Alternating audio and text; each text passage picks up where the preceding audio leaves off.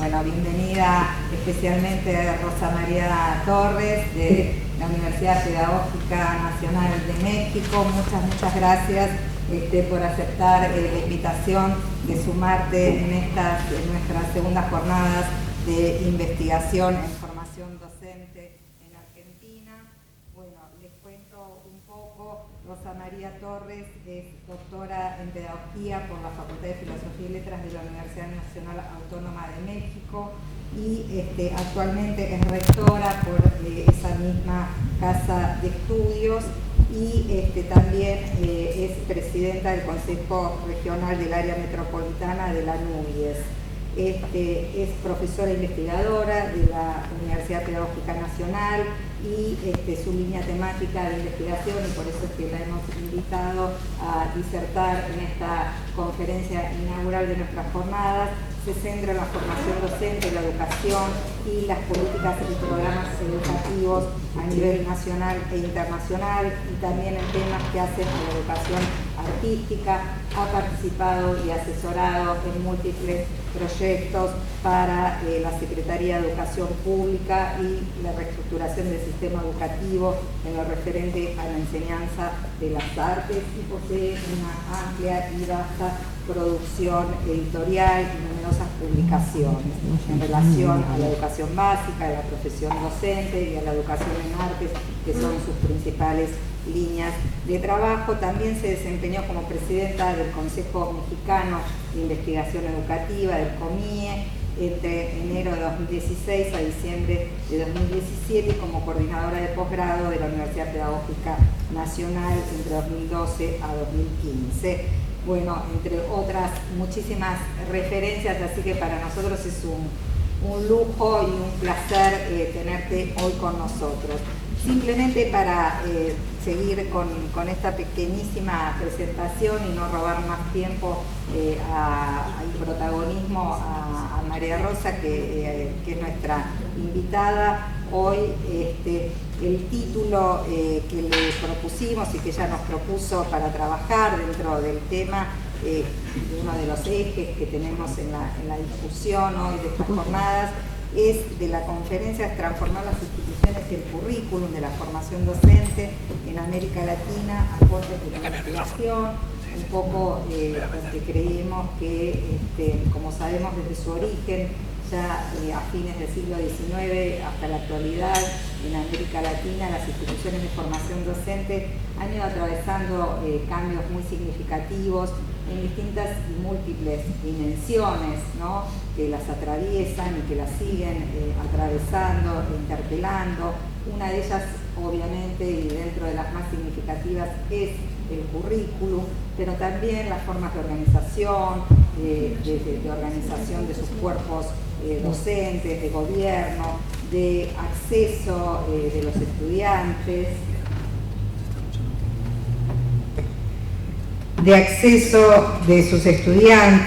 las funciones que cumplen las instituciones, entre ellas la de docencia, la de formación continua, que estábamos justamente conversando en uno de los simposios, y también las de investigación, la función de investigación sobre la que justamente nos va a conversar Rosa María en la conferencia de hoy. Por eso la invitamos a que nos pueda ilustrar un poco a partir de su vasta experiencia acerca de, bueno, cómo las instituciones de formación docente inicial en la región han ido abordando la investigación, esta función de investigación, ¿no? Cuáles son los debates y las tensiones que se han ido generando en el desarrollo de la investigación, y por supuesto suponemos que va a ser foco también en la experiencia de México, que bueno, que es la que esperamos que también nos pueda servir para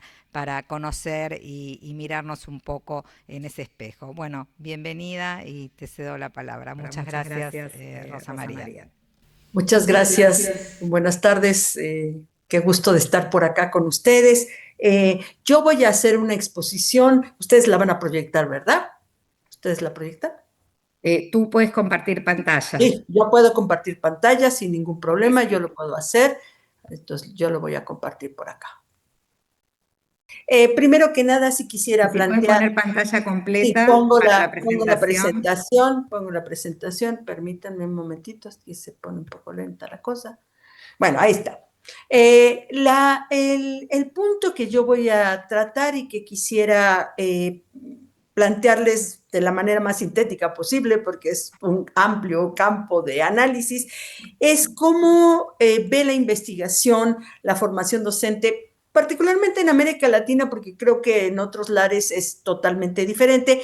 Y voy a poner mucho el acento en el caso de México, porque creo que abre una perspectiva hacia otras maneras de ver también este asunto de la formación docente. Primero que nada, voy a tocar el tema de la investigación de la formación docente inicial solo en América Latina y por supuesto no lo voy a abarcar todo, sino simplemente voy a hacer unas puntualizaciones. Una de las primeras cosas que quisiera decir es como las características del campo, que ya la propia Lea, en fin, muchos investigadores ya han planteado, pero que creo que nunca está de más señalarlo, ¿no? Bueno, sabemos que hay unas tensiones entre las aspiraciones profesionales y las exigencias propiamente políticas del sistema educativo y las dinámicas políticas económicas. Ustedes dirán, bueno, eso pasa con todas las profesiones. Sí, pero en el caso de la docencia es particularmente fuerte esta relación, este vínculo entre políticas y economía que se va armando de una determinada manera porque tiene que ver con otro elemento que es la responsabilidad asumida por el Estado desde el siglo, prácticamente desde el siglo ya tenemos más de un siglo, el siglo XIX, hasta la actualidad. Y que esa incursión del Estado, digamos, y a veces del gobierno muy en lo particular, arma una dinámica del campo que no se da en otras profesiones o que no se da en otro tipo de campos. Otro elemento que quisiera destacar es la incorporación de la formación docente al nivel de la educación superior, que es tardía realmente, a diferencia de las profesiones liberales que existieron también desde el siglo XIX, como existieron las instituciones de formación docente, pero no con las mismas características. De tal manera que se ha ido desarrollando mucho más en los últimos 40 años, realmente, pero es una profesión que ha ido armándose de manera distinta a otras profesiones.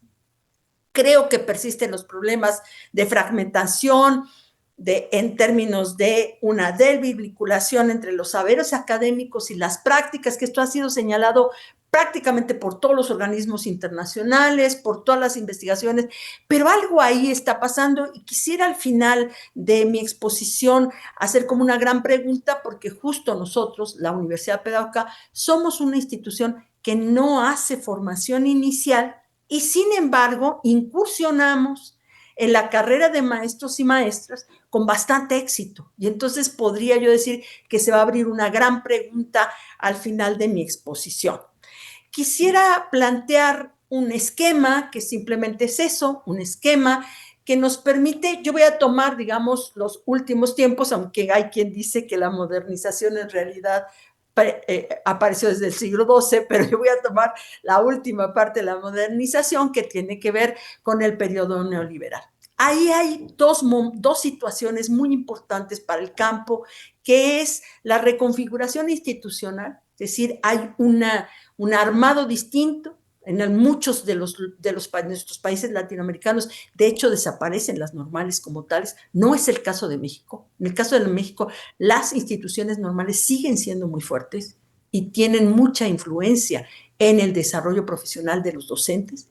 Y también una reconfiguración de la profesión, es decir, hubo un cambio armado alrededor de la profesión que permitió que se fueran estableciendo dinámicas de estandarización, trabajo directamente de la evaluación de los docentes desde otras dinámicas distintas a las que habían aparecido antes de esto. Y esto tiene que ver también con la globalización, pero esta globalización en un principio muy vinculada con este periodo neoliberal, y después va a aparecer una cosa que creo que todavía no hemos elaborado lo suficiente, o por lo menos desde mi punto de vista todavía queda mucho trabajo por hacer, que es el corte de la pandemia mundial del COVID-19. A diferencia de otras pandemias, para nosotros, y lo quiero plantear así, en México ha sido un acontecimiento total social con experiencia desnuda planetaria, y aquí Bartra, que es uno de nuestros intelectuales de las ciencias sociales, dice que la verdadera experiencia desnuda es la muerte, y que lo que sufrimos fue una experiencia desnuda planetaria con respecto a la muerte, no con respecto solamente a una enfermedad. Y creo que eso ha marcado esta nuestra era, y de alguna u otra manera tendremos que considerarla en lo que va a pasar en la investigación en los próximos años. Otro asunto es que después de esta globalización, que es una globalización mucho más planteada desde las transnacionales, desde el imperio del capital, empieza a haber unos movimientos que tienen que ver con lo que algunos han llamado un cambio civilizatorio.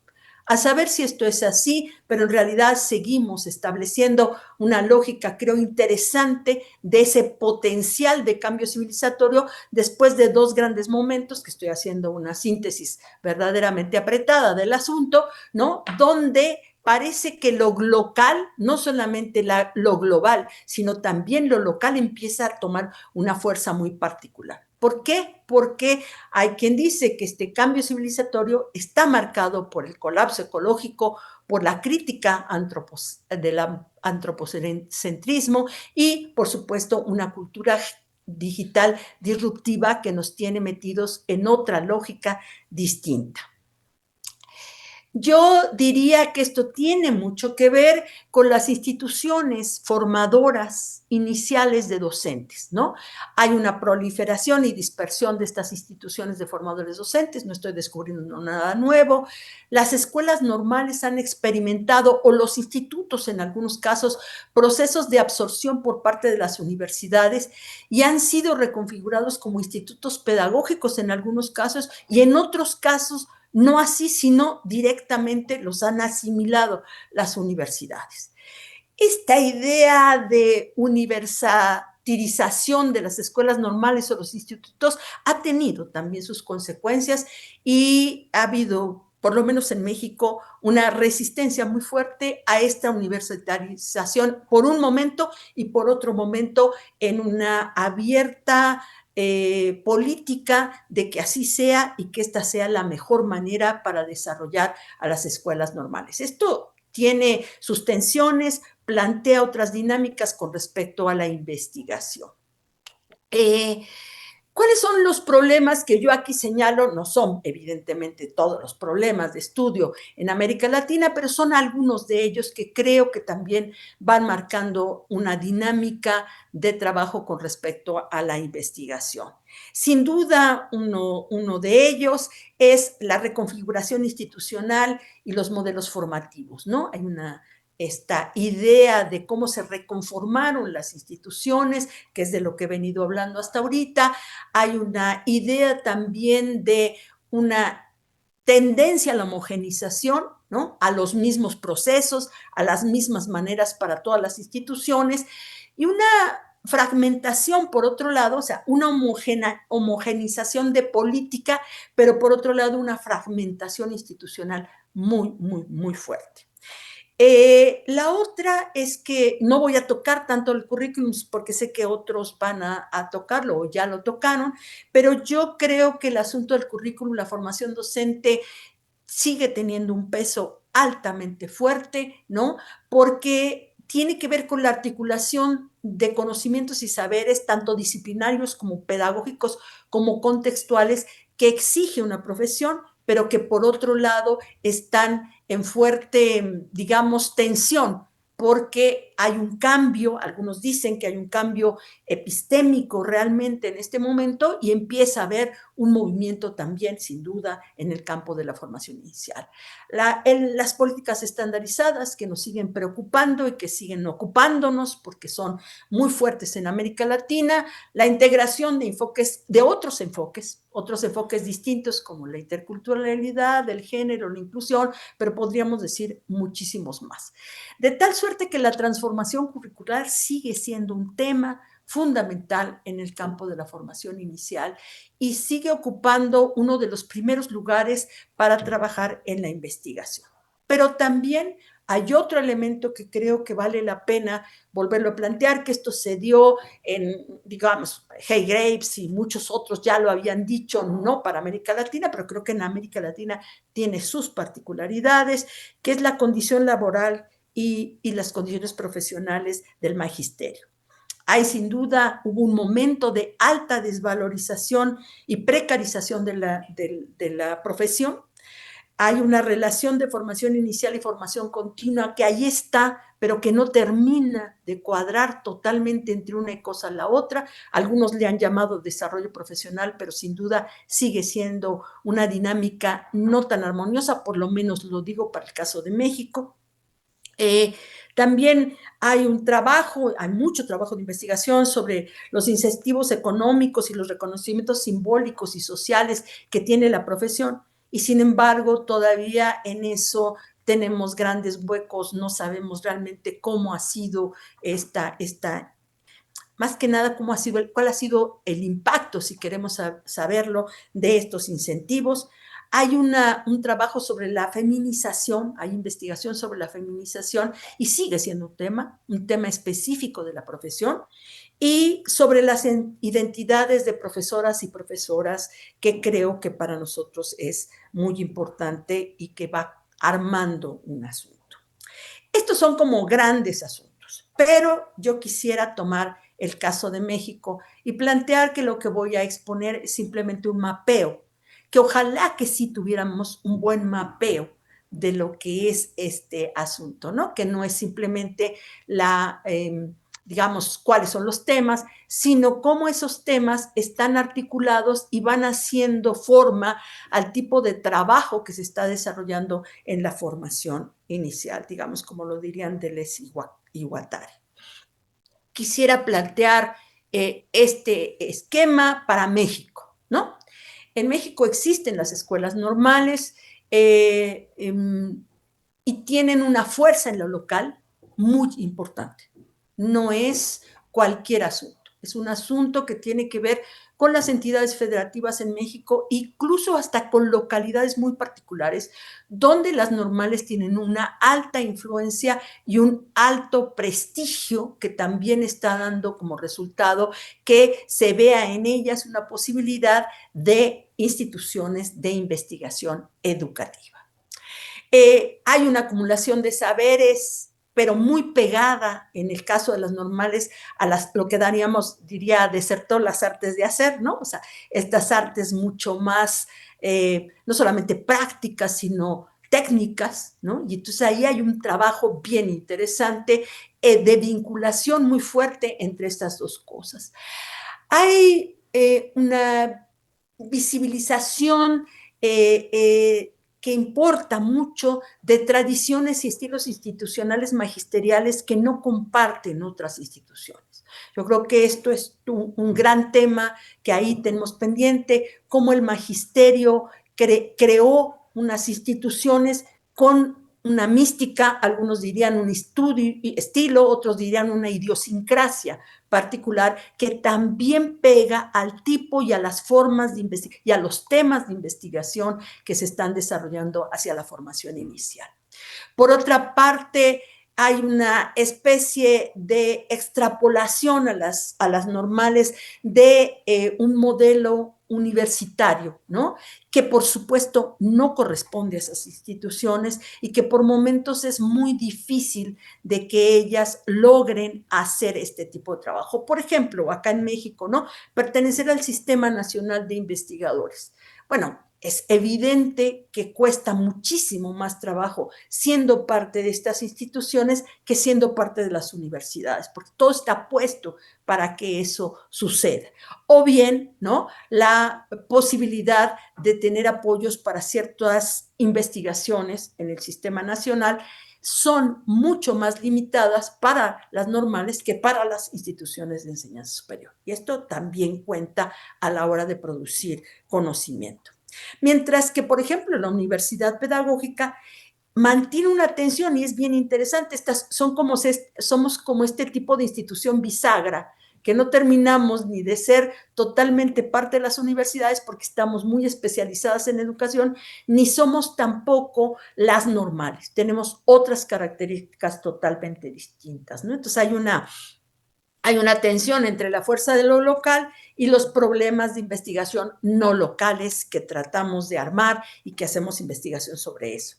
Se establece una relación más orgánica entre la investigación y la intervención, a diferencia de otras instituciones que solamente hacen investigación o que solamente hacen intervención. La producción de investigación que nosotros realizamos en realidad está mucho más directamente vinculada con la formación docente en general, con la conceptualización de la formación docente, con el armado de teorías y conocimientos alrededor de esto. Y hay un impulso de colaboración mucho más claro hacia redes nacionales e internacionales, que es lo que la universidad promueve y establece. Y creo que esto sí también es una diferencia con las escuelas normales. Ahora bien, no son las únicas instituciones que hacen investigación al respecto de la formación inicial en México. Existen también universidades que lo hacen, bien sea a partir de departamentos, a partir de facultades, o bien sea por centros de investigación. Y también tenemos a las agencias internacionales que también hacen investigación que tiene que ver con la formación inicial. Esto establece un cuadro abigarrado y a veces no tan fácil de abordar en un país como el nuestro. Quisiera decir entonces, y esto es una aproximación a tratar de entender qué es lo que está pasando, que tenemos un circuito A, donde las líneas de producción del conocimiento en realidad son problemas intrainstitucionales.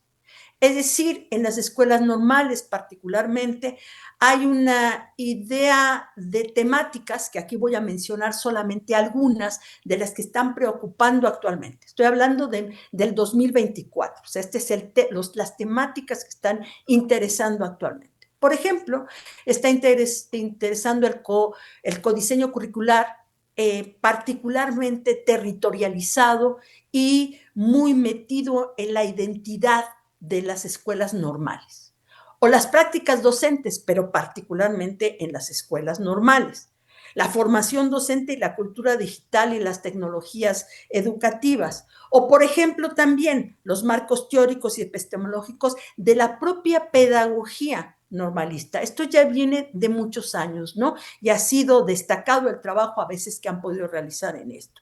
Procesos de formación de sujetos de la educación, o, por ejemplo, el multiculturalismo y la interculturalidad en la educación, de tal suerte que, por ejemplo, ahora se crearon las normales pluriculturales y plurilingüísticas, que antes eran biculturales y bilingüísticas, y ahora son de esta naturaleza. Y por supuesto que empiezan a surgir este tipo de estudios de cómo se forma a los profesores en estas normales más pluriculturales. Pero también podemos ver otro tipo de investigaciones. Por ejemplo, igualdad y desigualdad social, formación docente para educación integral, investigación de la investigación educativa, que esto es como este traslape de cómo las universidades empiezan a introducir ciertos temas, porque este tema es un tema que ha formulado mucho el Consejo Mexicano de Investigación Educativa. No surgió de las normales, surge más de un consejo separado que está mucho más ligado a las universidades. Por ejemplo, es de particular interés las escuelas normales rurales y de investigación educativa, sobre todo porque, si ustedes recuerdan, ya hace algunos años, bastantes años, y todavía no queda esclarecido ese asunto, hubo todo un conflicto con la Escuela Normal de Ayotzinapa, que se hizo de conocimiento a nivel internacional, con la muerte de varios estudiantes, y esto ha planteado la necesidad de ver a estas escuelas como una particularidad.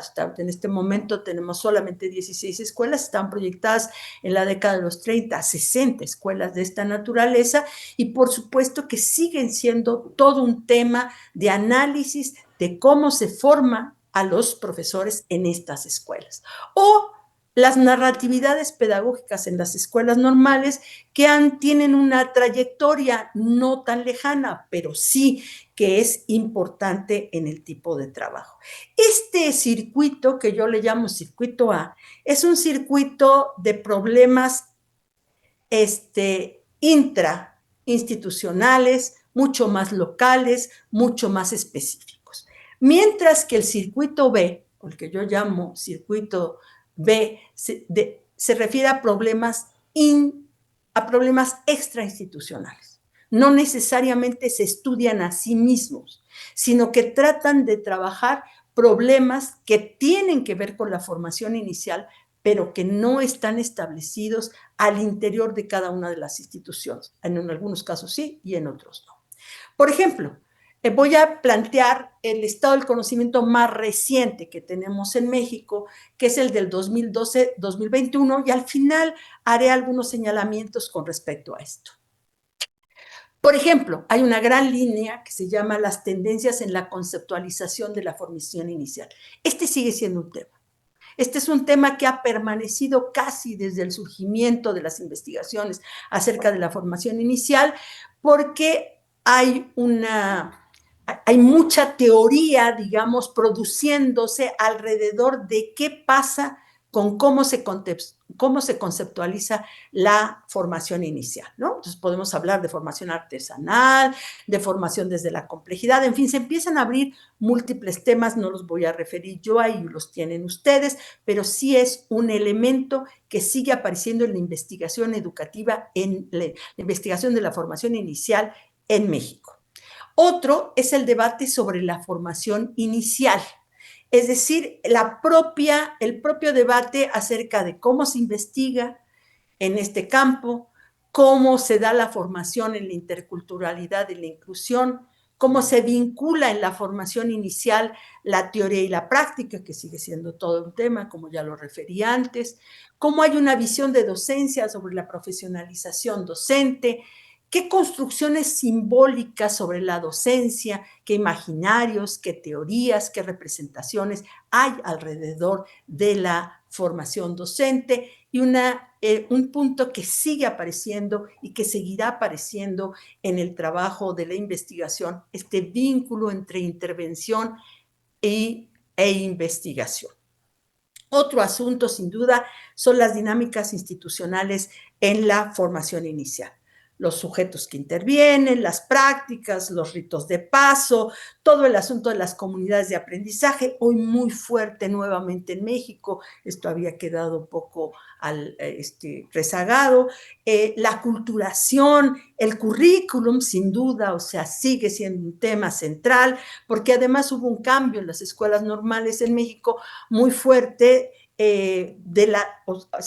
se cambiaron totalmente todos los planes de estudio de las escuelas normales, y por supuesto que esto sigue siendo un tema central, o la formación de profesionales no docentes y cómo se están incorporando a este proceso de formación inicial.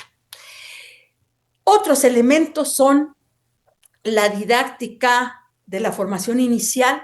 Ha como reflotado el asunto de la didáctica y la pedagogía por un elemento. Hay un cambio en la educación básica muy fuerte que tiene que ver con el reposicionamiento de la pedagogía y la didáctica nuevamente en la formación de la educación básica.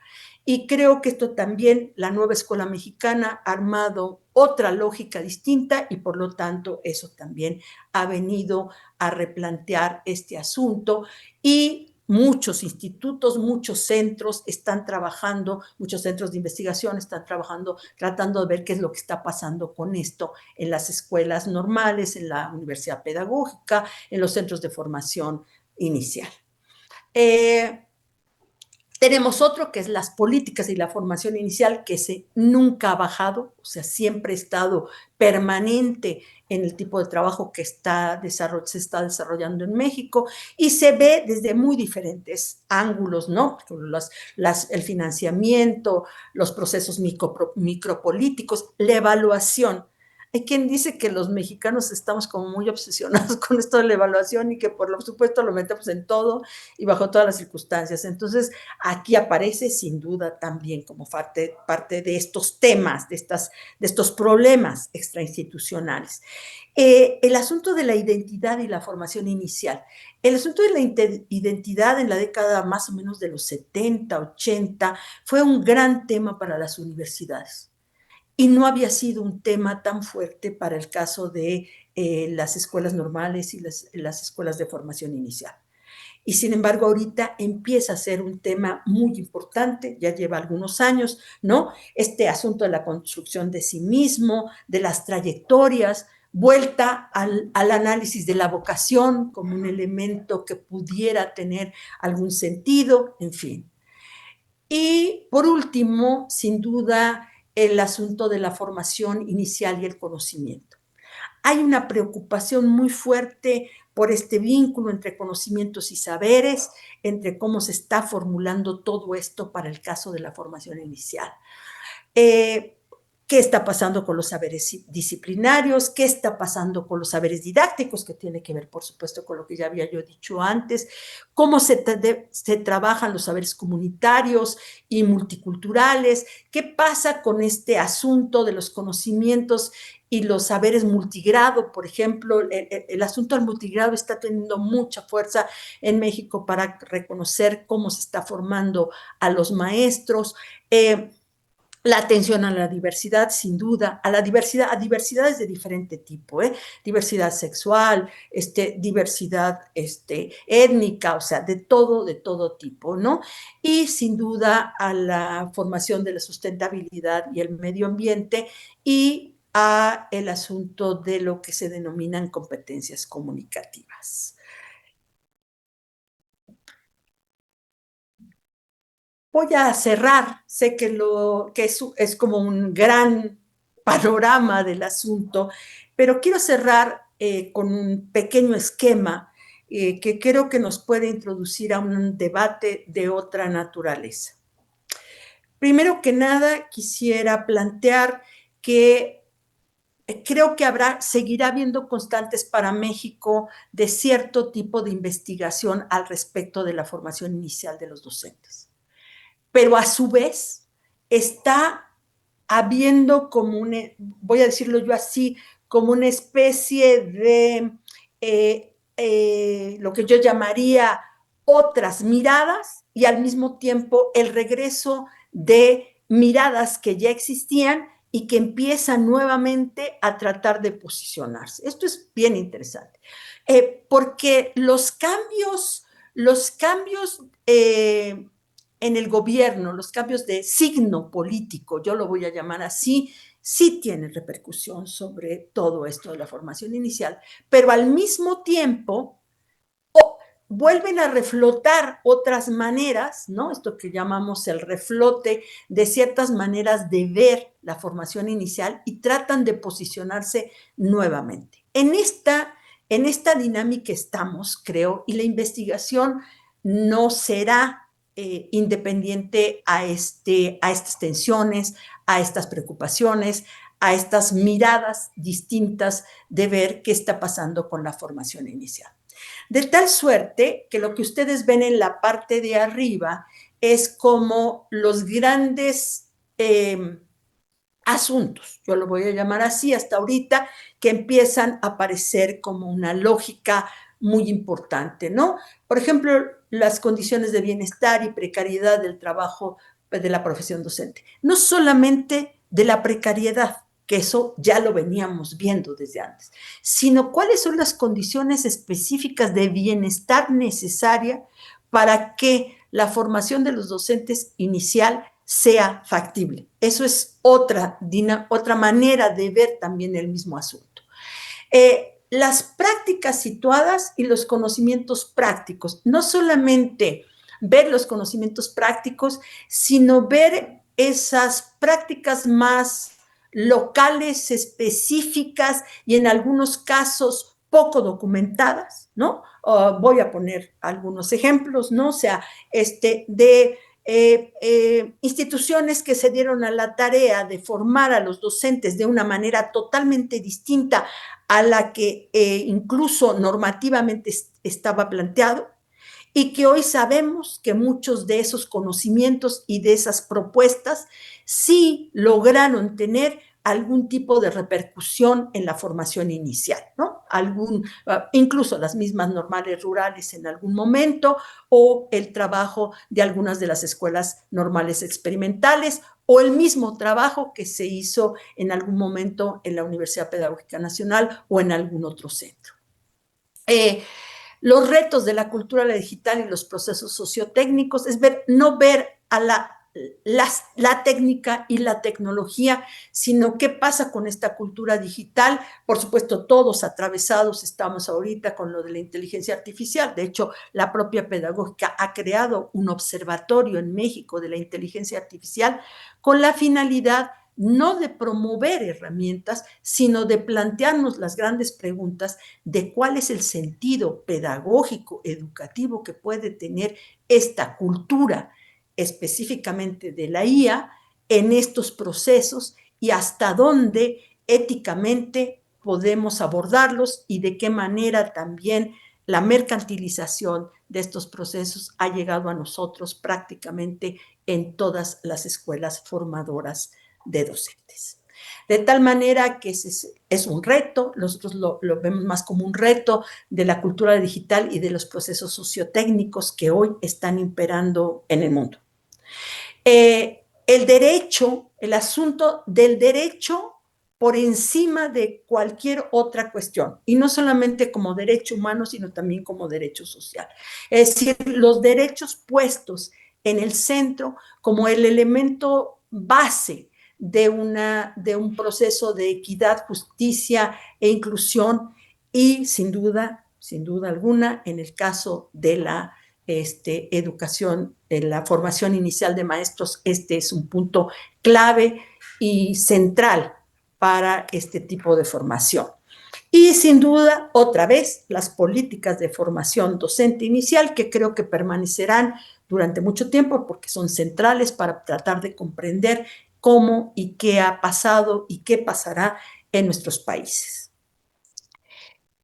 Eso que ven ustedes en la parte superior está vinculado con estas grandes flechas a otras cuestiones mucho más particularizadas. Por ejemplo, la coexistencia de instituciones que investigan extrainstitucionalmente e intrainstitucionalmente. ¿Cómo vamos a hacer para eso? O sea, como que son las grandes preguntas que nosotros tenemos, por ejemplo, o sea, ¿cómo vinculamos o no? Eso es un asunto que creo que hay que debatir entre los que hacen una investigación mucho más centrada en sus propios procesos y los que hacemos una investigación de otra naturaleza distinta, que yo aquí llamo, para facilitarnos la vida, extrainstitucionales. Pero también hay otro asunto que creo que nos preocupa, que es los problemas invisibilizados, ¿no? O sea, ¿hay investigación sobre esto? Sí, pero muy poca. Por ejemplo, las violencias internas en las instituciones que forman a los docentes, el racismo, la homofobia, el capacitismo, ¿no? O sea, llegar a un punto en el cual solamente los que tienen ciertas capacidades son los que van pudiendo avanzar en un proceso, mientras que los otros en realidad no tienen muchas posibilidades, por más que se pongan rampas, se hagan una serie de cosas, pero evidentemente el asunto de fondo sigue sin tratarse. La permanencia de una lectura global, sí, que nos permita tener esa lectura porque es necesaria, pero al mismo tiempo el valor de las producciones locales.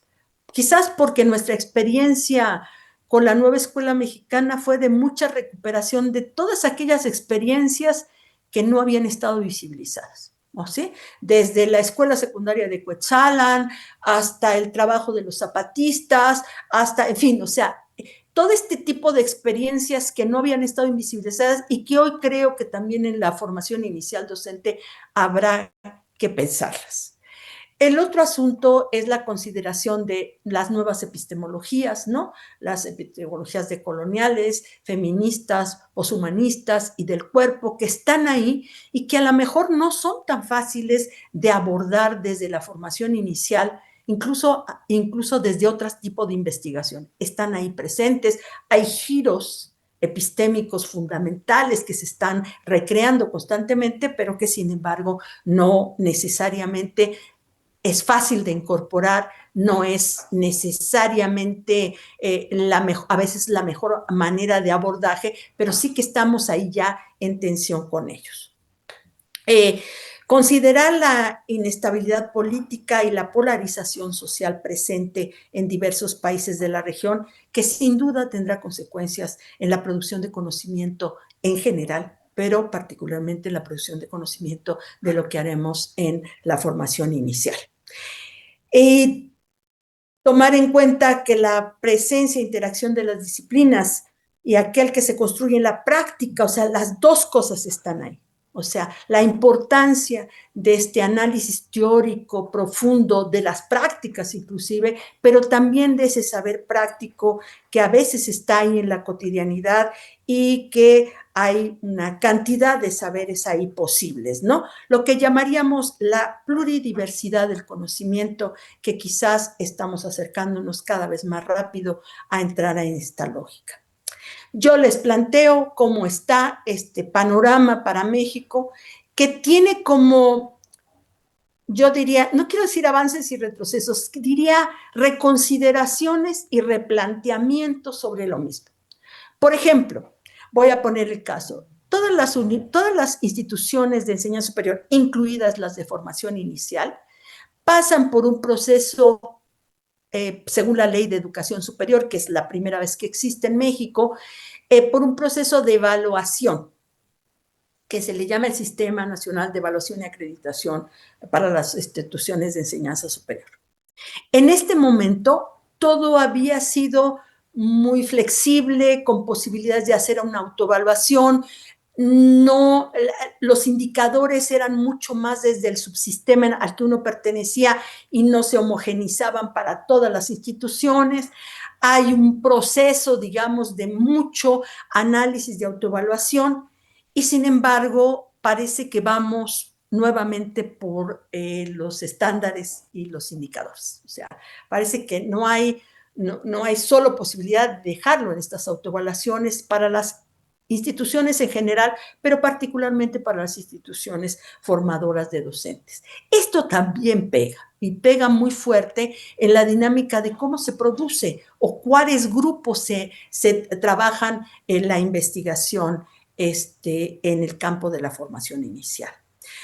Como verán, nosotros, igual que otros, ¿no?, estamos en la búsqueda de por dónde, cómo y de qué manera, pero sin duda creo que hoy por hoy, si es cierto, o si por lo menos nos acercamos a esto del cambio civilizatorio, que tendremos que pensar la investigación, porque eso es lo que a mí me interesa, la investigación de la formación inicial de docentes desde múltiples maneras de hacer y de ver que quizás tengan puntos de contacto, pero que todavía creo que no son totalmente claros ni totalmente armados para este proceso.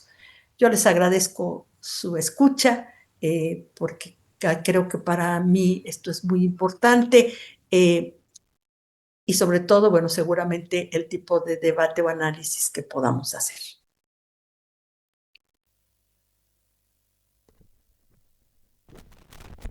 Vamos a ir a las preguntas. ¿Alguien tiene alguna pregunta? Me va haciendo llegar. Bueno, como estaba exponiendo María Rosa, se escucha bien ahí. Creo que, bueno, nos expuso un panorama bastante completo, un mapeo, como planteaba ella, de las distintas instituciones circuitos, ¿no? que hacen investigación, que producen conocimiento, ¿no? En México. Por ahí no creo que nos deja pensando no solo de las instituciones y de estos circuitos que vos denominaste, Rosa María, como locales y extrainstitucionales, sino también de, bueno, de cómo se han ido moviendo también en relación a estos cambios contextuales, a estas transformaciones, y también, bueno, las distintas líneas y temas, cómo están vinculados también, ¿no? A líneas, eso me ha quedado a mí por lo menos resonando, ¿no? Cómo parecería, y es una de las preguntas que quizás mientras va llegando alguna de aquí de los presentes en la sala, te quería preguntar, ¿no? Digamos, si existe, digamos, un poco las razones de si tienen alguna hipótesis o de qué manera interpretar, por un lado, el predominio, ¿no? O la recurrencia de ciertas temáticas o tradiciones de investigación, ¿no? Vinculadas a este circuito que vos denominaste A, más vinculado a las escuelas normales, a la tradición normalista y a esa cultura normalista, y este otro circuito B, más vinculado a las universidades. Y por otro lado, también pensaba, bueno, cómo se vincula también, por otro lado, con la fragmentación del sistema de la formación docente que vos diagnosticabas, ¿no? En la primera parte de tu conferencia, de tu exposición, de tu presentación. Y bueno, y a su vez una tercera, perdón, estoy abusando ya de tu tiempo y de tu generosidad intelectual, y a su vez pensaba, bueno, ¿qué vasos comunicantes, si es que los hay? Me imagino que sí, conociendo un poco el país y habiendo estado varias veces allí en México con ustedes, bueno, ¿qué vasos comunicantes hay también entre estos dos circuitos de producción y cómo se generan, ¿no? Entre estos circuitos, entre el normalismo y las universidades, y bueno, en qué punto están, digamos, o si son, digamos, cada circuito de producción tiene, bueno, sus propios eventos, sus propias revistas, publicaciones, etcétera, o si hay momentos de encuentro, cuáles son, bueno, y cómo se dan. Eso por un lado. Después, acá también hay otra pregunta, si querés te las voy formulando todas y tú después ves cómo las agrupas y cuáles te parecen pertinentes, que es en referencia a las políticas de evaluación de la formación docente. ¿Qué dimensiones se consideran en esas evaluaciones? ¿En qué aspectos son evaluados los docentes y qué usos se hacen de esas evaluaciones, de esos resultados de las evaluaciones de desempeño docente? Bueno, por ahora creo que tenés para entretenerte. Bueno, quizás, o sea, yo creo que, y no lo mencioné, pero creo que cada vez más la investigación en la formación docente inicial, como otras cosas, ¿no? Tienen que tener un análisis diacrónico y sincrónico. Análisis Diacrónico perdón. sí, tienen que tener un análisis diacrónico y sincrónico. O sea, el análisis diacrónico es toda esta, cómo se conformaron estas instituciones, cómo se conformó el campo históricamente. Creo que de repente como esa construcción de la historia de estas instituciones o de la historia de las políticas o de la historia, pero creo que en particular hay necesidad de armar un análisis mucho más preciso de esta diacronía que va atravesando constantemente esta sincronía, aquí y ahora de lo que se está haciendo en la producción de la investigación en formación docente. ¿A qué me refiero? Voy a hacer referencia, por supuesto, a México, y seguramente algunas cosas resonarán en otros países. El sistema educativo mexicano se construyó a la par de la profesión docente. ¿Sí? O sea, las universidades, los institutos literarios, ¿no? Iban por su lado y se fueron incorporando y empezaron a tener cierta articulación muy importante, porque había formación docente en ese momento, en el finales del siglo XIX, principios del XX, articulada a las universidades, a los institutos literarios. La UNAM misma tuvo la Escuela de Altos Estudios en México, que formaba a los docentes de secundaria y formaba a algunos docentes particularmente, ¿no? Se hacía formación continua, lo que ahora llamaríamos formación continua. Pero la formación inicial como tal quedó al mando de las escuelas normales. Esto históricamente implicó que las escuelas normales se constituyeron de la misma manera que el sistema.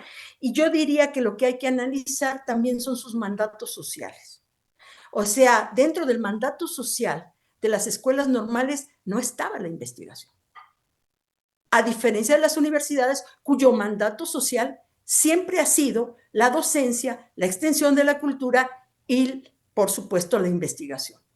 Esto que parece, bueno, diría uno, bueno, sí, pero eso fue en los orígenes, pero no, pero los mandatos fundacionales sí marcan a las instituciones y sí establecen una dinámica interna, incluso de estructuración. Voy a poner el caso.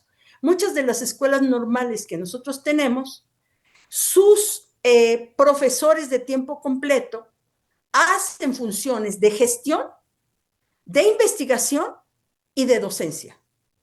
Mientras que en las universidades tenemos gente que hace funciones de gestión, funciones de investigación y los docentes, digamos, o sea, sí hay un trabajo, digamos, articulado a veces entre investigación y docencia, pero no están obligados a hacer gestión.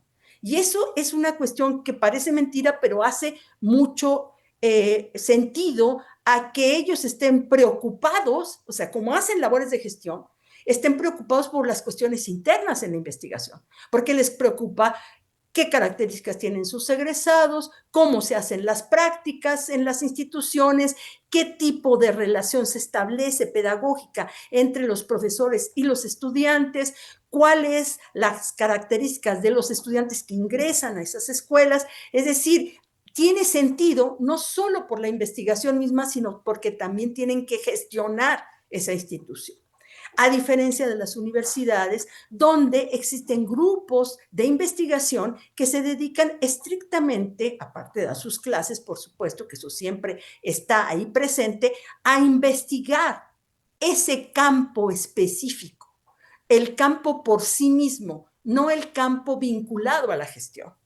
Y eso arma una situación totalmente distinta. Hay entonces una relación entre cómo se constituyó la institución, cómo se armó la historia de la institución, pero también cómo se armó para esas instituciones la historia de la profesión. O sea, la profesión para la cual forman, ¿no? Que es distinto cómo se constituyeron otras profesiones. Creo que ahí hay un asunto importante. Ahora, hay un corte, y por eso planteaba yo el corte neoliberal, donde se reconfigura la profesión y se dice, no solamente los que salen de estas instituciones pueden incorporarse a la docencia, y hay otras instituciones que pueden incorporar, y empieza toda esta lógica de la evaluación de los marcos de la buena docencia, de todo este tipo de trabajo, para que otras instituciones incorporen a la carrera docente a sus egresados, cosa que pasa estrictamente con nosotros, con la Universidad Pedagógica Nacional. Nosotros somos la segunda institución que logramos incorporar docentes a la carrera de maestros y maestras. Sin embargo, y ahí voy con lo que iba a decir antes, que es, y sin embargo, nosotros no hacemos formación docente. Nosotros hacemos formación en pedagogía, en educación básica, en educación multicultural, en psicología, en sociología. Y es digamos, el Estado quien hace la convocatoria para que se incorporen nuestros profesionales a la docencia. Y nuestra gran pregunta en este momento, y poca investigación al respecto, es ¿por qué son tan buenos nuestros estudiantes en la docencia si se supone que lo que es importante en la formación docente es la práctica? en las escuelas, ¿no? Entonces uno dice, bueno, ¿qué está pasando aquí? ¿Por qué hemos dicho esto? Que ustedes lo ven, lo pueden ver en lo que yo expuse, dice, ese punto está descuidado, la relación entre la teoría y la práctica. Nosotros no hacemos prácticas en las escuelas. O sea, no son practicantes de docencia en las escuelas. Sí que van a escuelas, sí que conocen el sistema, sí que analizan, sí, todo eso, pero no son no nos estamos formando para ser docentes.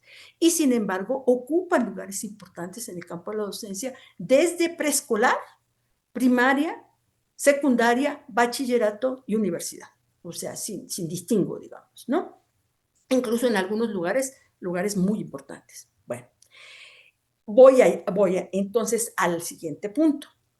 Esta fragmentación, ¿no? Que se ha conservado y que yo creo que se seguirá conservando porque es muy compleja la posible, digamos, articulación. Incluso en los lugares donde se ha intentado, yo lo voy a decir, el caso, por ejemplo, muy reciente de Honduras, que lo que hizo fue ciertas normales las convirtió en bachilleratos y otras las armó alrededor de la Universidad Pedagógica Nacional, es decir, en dependencia de la Universidad Pedagógica Nacional, a pesar de estar constituidas así, siguen manteniendo asuntos idiosincráticos, yo voy a decir así, de manera de hacer las cosas que no tienen que ver con la universidad pedagógica, sino que tienen que ver con su historia normalista, ¿no? En México ya había pasado. En México, cuando se cerraron las normales rurales, algunas de las normales rurales, esas normales se habían convertido en secundarias, ¿no? Y solamente algunas se habían mantenido como normales. Es decir, ese tipo de procesos se van como restableciendo en América Latina muy, muy, muy consistentemente, voy a decirlo yo así, ¿no? Y esa fragmentación tiene también que ver, yo creo que con las formas y que había que hacer más investigación sobre esto, ¿no? Con las formas de control interno que el propio sistema genera para las diferentes instituciones que lo conforman. Porque hay también, es cierto, un tipo de acción, incluso en la investigación, lo digo yo así, no sé si en otros países sea así, pero un cierto tipo de investigación que hacen ciertas instituciones mucho más claramente en favor de ciertas políticas que de otras. O sea, eso es así, digamos, en todos los países y aquí también. Entonces, la fragmentación me parece que no va a ser tan fácil de superarla, digamos, sino puede ser que al contrario, o sea, que empiecen a aparecer, aquí luego aparecieron unos centros del magisterio que ahora ya desaparecieron, pero digamos que, por ejemplo, ahorita, a ver, voy a poner el caso de México. El caso de México con la Universidad Rosario Castellanos va a formar profesionales de la educación que van a poderse incorporar a la carrera docente. ¿Hacen formación inicial? Yo diría que no, pero ya se incorporan sus egresados a la carrera docente. Eso cambia totalmente, modifica totalmente este panorama que tenemos ahorita. Tenemos vasos comunicantes, creo que se intenta. O sea, por ejemplo, el propio Consejo Mexicano de Investigación Educativa, pues convoca a unos y a otros, pero sigue siendo un espacio preponderantemente universitario. O sea, no es un espacio preponderantemente normalista, ni siquiera, o sea, los normalistas, yo creo que muchos ya, por supuesto, que presentan muy buenas investigaciones, pero en muchos casos son público, siguen siendo público, no son parte, digamos, constitutiva de la vida cotidiana del Consejo Mexicano, son parte del Congreso, pero no de la vida cotidiana del Consejo, y eso creo que crea también, digamos, un hábitus distinto de hacer investigación, porque uno se reúne con redes, ¿no? O sea, ahí es donde discute verdaderamente cómo se produce el conocimiento. No es el caso. Las revistas sí que están muy, digamos, diferenciadas también, cada vez menos, pero siguen estando muy diferenciadas. Las políticas de evaluación. En México, desde hace aproximadamente 6 años, un poco más de 6 años, vino una lógica distinta de políticas de evaluación. Una lógica diferente que establecía no ver, y quiero ser muy clara con esto, ojalá lo sea, no ver a las miradas de los órganos internacionales como las miradas hegemónicas frente a la evaluación.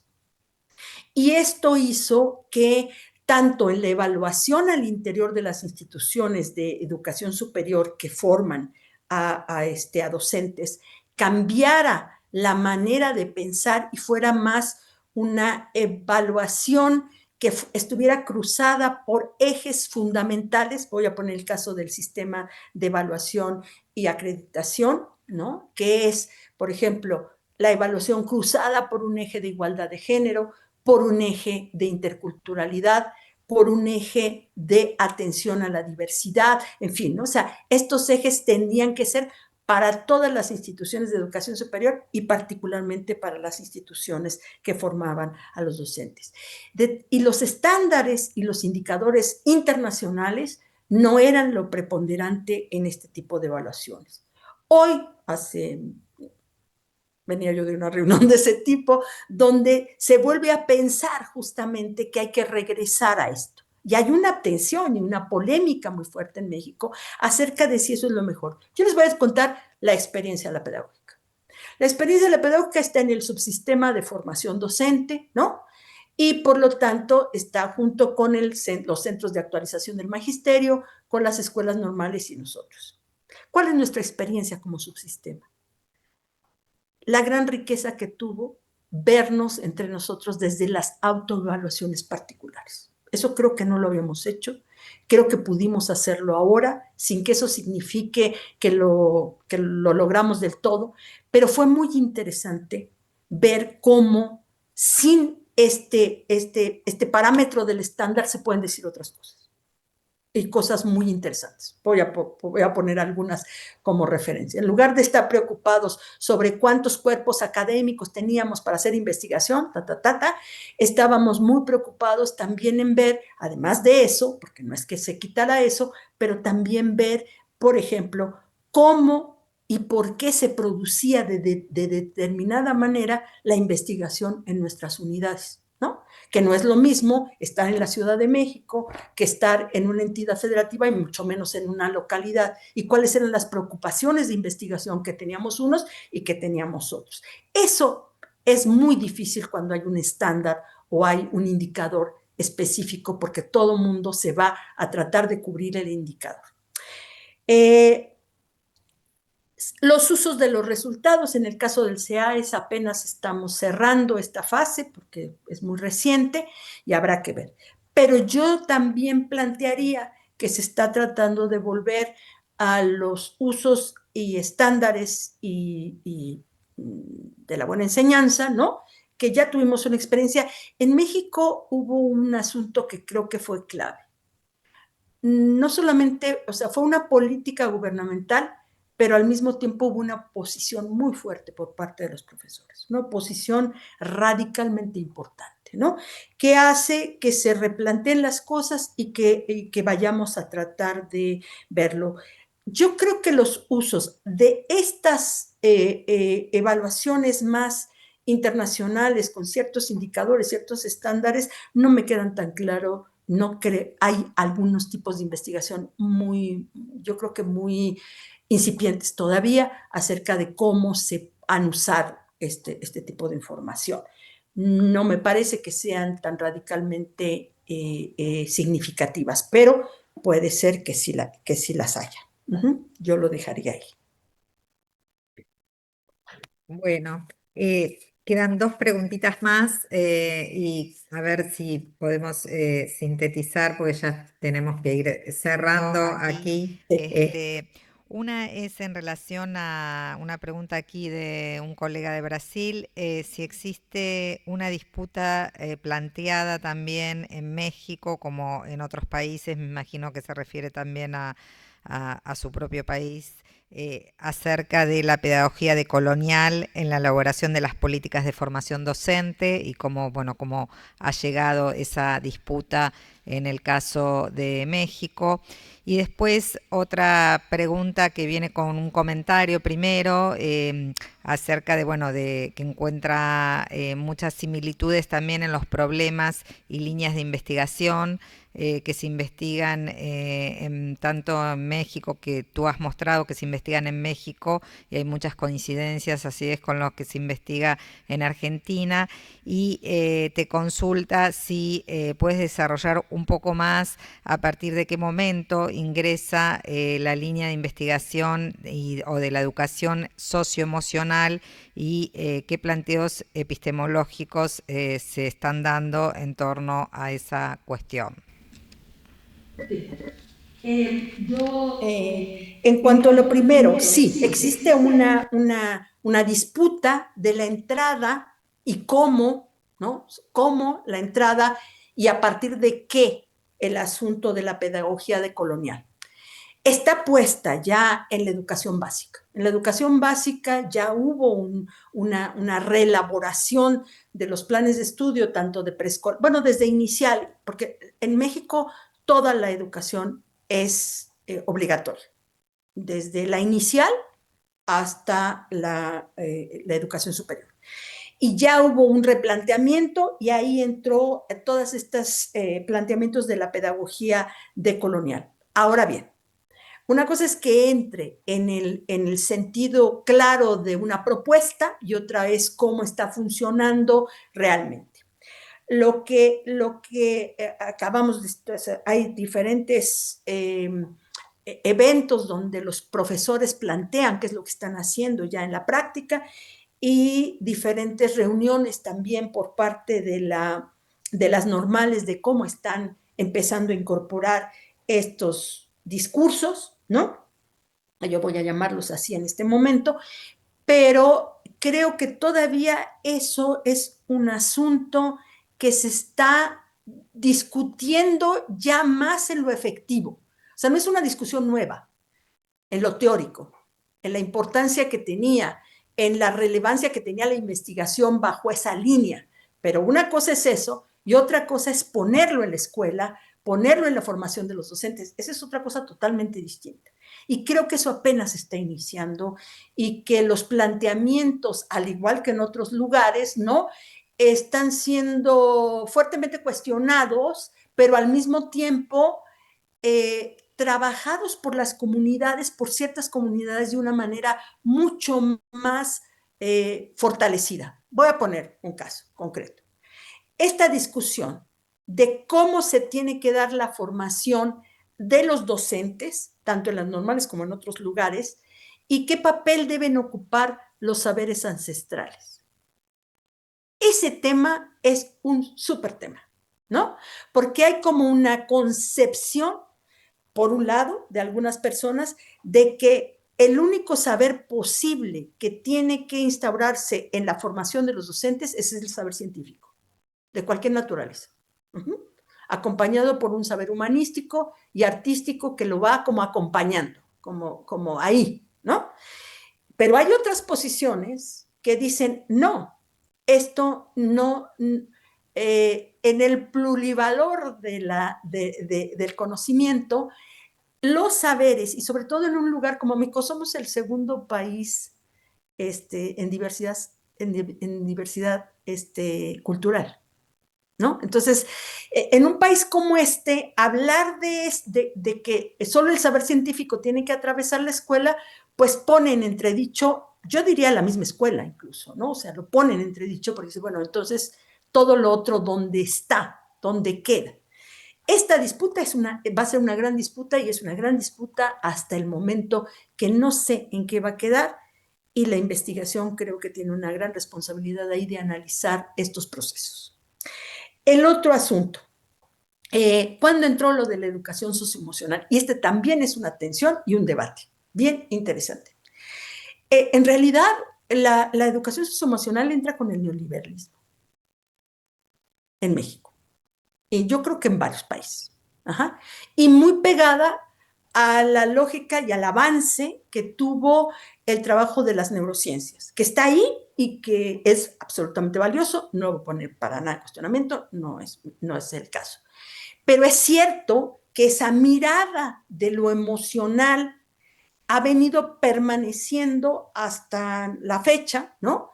Y ha habido, ahora empieza a abrirse una discusión muy fuerte sobre si esa es la mirada con respecto a lo que debe ser lo socioemocional en la formación inicial, en la educación básica, ¿no?